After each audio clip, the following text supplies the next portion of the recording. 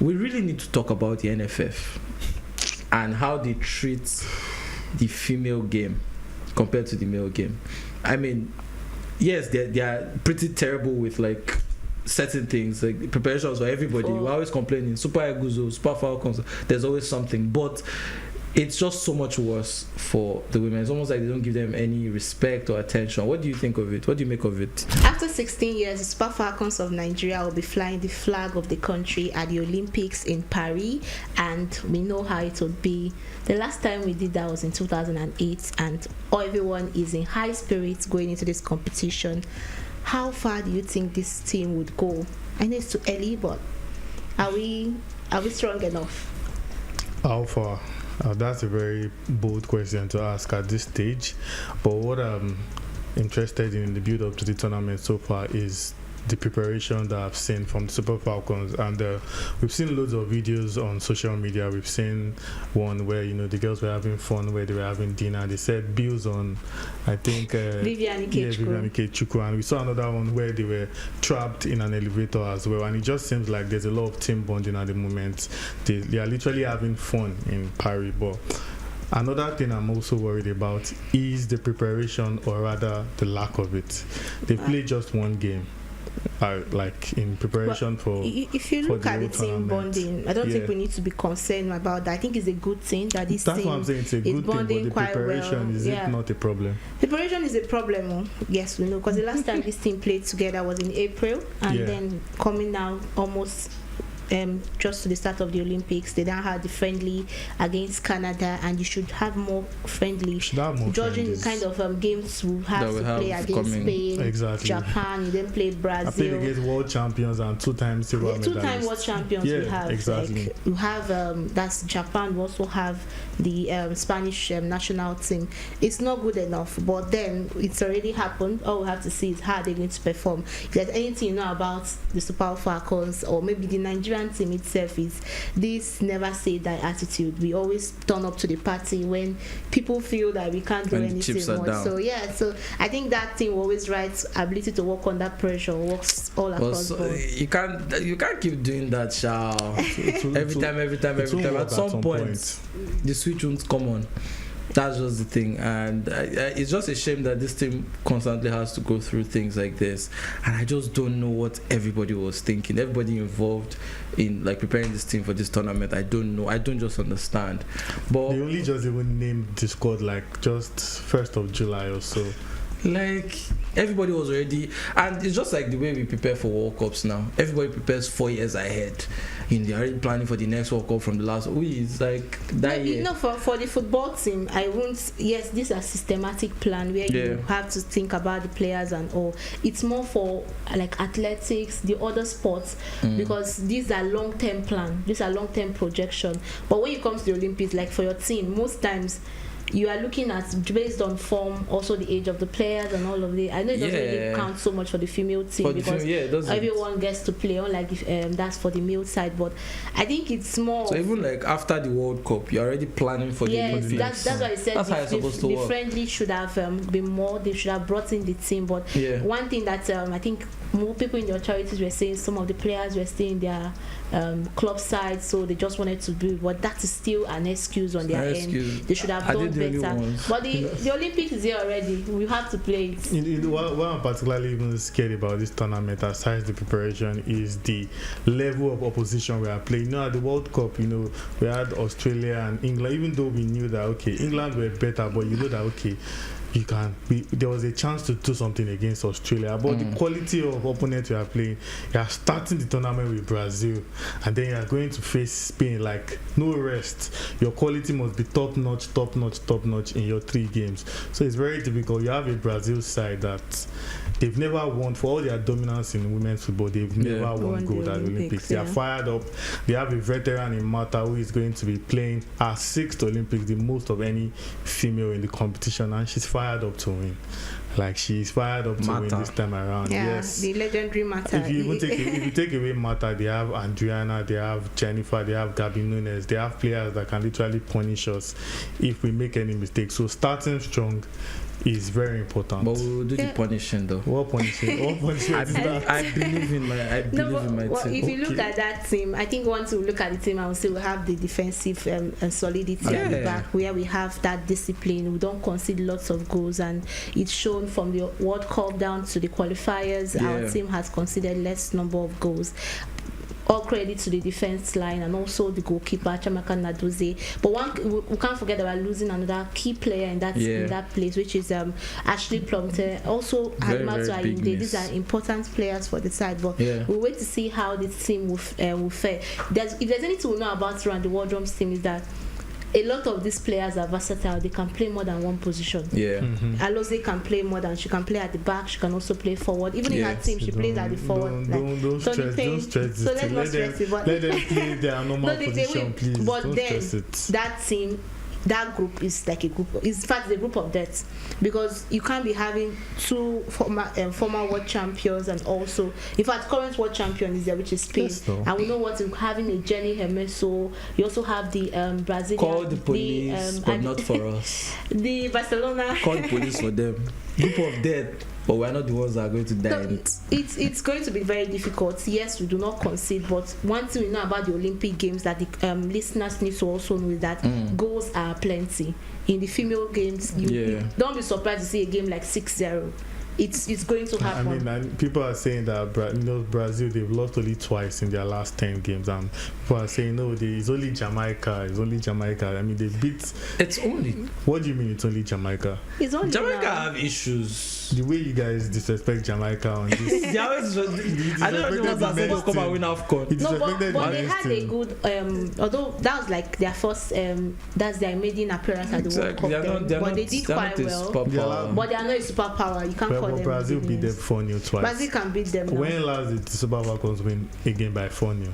No, we did. When? We did. I think earlier this year during the World Cup qualifiers against Cameroon, we defeated them 4-0. Cameroon are a powerhouse in Africa when it has to do with female football. They are. Wait, the way you're looking at me, is Jamaica better than Cameroon? No, tell me now, based on football heritage.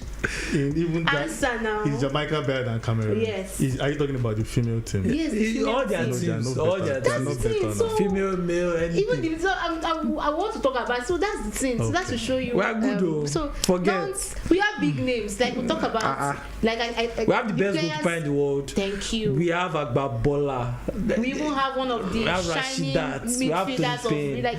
Speaking about Bola, our inclusion is something of mixed feelings. We can't ignore what she has done for Nigerian football and African football and even women's football at large. Yeah, but a section of fans have been saying that maybe she should wrap it up. Like she should not be starting games anymore for the Super Falcons. I don't think so. I think people need to calm down. Asisat brings a lot to the Super Falcons. Just hearing her name alone, 6-time African Player of the Year. No woman has ever done that.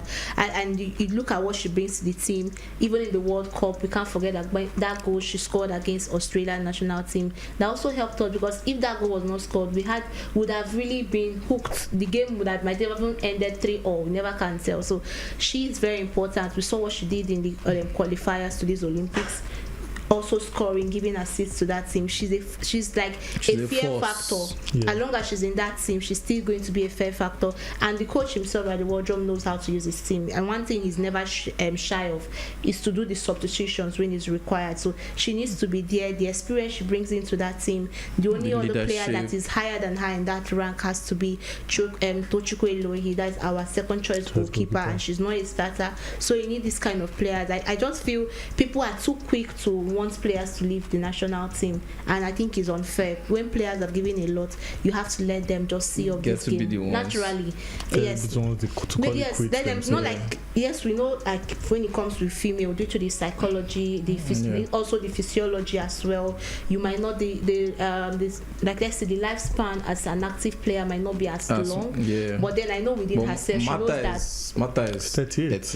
Yes, Mata is 38. That's the thing. But how many players? Those are like rare numbers. We still have one. We know Onomebi is not going. Even but Mata, as iconic as she is, some Brazilian fans too were also saying that she should not it's be normal. included. To be fair, she looks pretty done. Yes, please don't say that she scored the hat-trick against Jamaica. Her fitness levels are still good. Please don't say she scored the hat-trick against Jamaica. Don't disrespect Jamaica. I don't like it. I don't like the disrespect. I want to disrespect. When it comes to, for instance, athletics. Do you know if I have Jamaica? Do you know if I have Jamaican roots? I'm fully Jamaican when it comes to athletics. Like I watch Jamaican TV. Exactly. That's one thing. Right. You guys are disrespecting them. Can you do that's what my country? This is not athletics now. Who will get more gold now? Jamaica and Nigeria. Nigeria now. Nigeria now. No. But I feel this time Nigeria will have more. Okay. If there's anything I'll trust in, I trust in the wrestling. I also trust Toby and Musan. Then Toby will bring home gold. And also in athletics, I'm trusting Favor of Feeling to do something. So that is a good thing for us going into the competition. Asking her to medal is a long shot though. It's going to be hard. I don't lie to you. But anyway, away from all of that, we've talked about preparations, right? Yeah. And we really need to talk about the NFF and how they treat the female game compared to the male game. I mean, yes, they are pretty terrible with like certain things, like preparations for everybody. We're always complaining. Super Eagles, Super Falcons, there's always something. But it's just so much worse for the women. It's almost like they don't give them any respect or attention. What do you think of it? What do you make of it? To be fair, like it starts from the global scene. Before you even go down to NFL, it starts from the global scene. Only recently did we start giving female football the credits they deserve. Like they started selling out stadiums, filling crowds and whatnot. Like even that FIFA had to now start paying women directly because federations don't give women the respect they deserve. And to be fair, Super Falcons, but the last AFCON, I think they've been more successful than their male counterparts in the past 10 years. They've been more successful. But then who do we give all the glamour, all the hype? Who are all the brands focusing on? Is still the male side. So I don't know, something needs to change. Even the coach, Randy Waldrum, is there any tournament where he will not fight with NFF before the start of the tournament? He still fought this one as well. It's a big shame, honestly. Yeah, it's a big shame. Even social media, I don't think they have a proper Instagram page. Like that's how bad it is. So if you look at it, I think we have already established that. It's already established that the NFF is not doing their job as required. You look at the Super Falcons team. The friendlies, they're supposed to have much more than that. Just playing Canada is not enough. Going into that kind of competition because Olympics is treated somehow like a World Cup for the female angle because you are coming with your squad. The only difference is now that you're going with 18 players, then you have the reserve side, so you are not using the normal 23, 25 that you want to have. But it's like it's a big stage, and Olympics is the pinnacle of football. Of sports entirely. I know for football it's that's World Cup, but if you look at that, sports in general is Olympics. So I feel they need to do well. They need to do better in their logistics, in the way you plan. We've talked, and we can't even forget. Just talk about other sports. The basketball team. Basketball team are also going through it. The way they are going through it, and then I expect them to give you the best. I think the Falcons even had the best. I'm just saying based on the conditions of movement and all, it's better than that of the basketball team. So but as we are dragging NFL, we should also drag brands as well to give these ladies more coverage. We cannot support what we cannot watch. So they should give them better coverage so that we the fans and that's where NFF also comes in, because you look at it, if the Super Eagles they are to play games, you would always see there will be a way to stream this game. You look at the World Cup qualifier, the Olympic qualifiers that was played. Canada. Not even this one against Canada. So I'm just saying when we even for the qualifier itself, it was difficult. Even when we played South Africa here in Nigeria, we couldn't stream the games. Well, South Africa went to their country, you will see them. It's like when we played against Benin Republic, we're streaming from the site of the. It's not how it's meant to be. We have to do better. I know the women's game is still struggling, but it's still moving within. It's evolving worldwide, like it's to be evolving. honest. So and we need to tap into that and make sure that we're supposed to have been better if we have tapped into the female sports as much as we should have. We should have been like a global force. In fact, I think in the World Cup we should have even gotten to a semis. Because I always go back no, to. I'm not. No, it's not to calm down. See, yes. Let me tell you. 1999. Let me tell you. See, we got to quarterfinals look at 1999. the Moroccan national team. Yes. In 2020, the COVID year, they popped in the highest money of they ever put in female football. Then look at their club side, Asfa Ladies. They went to the CAF Women's Champions League. The first edition, they came out 3rd position.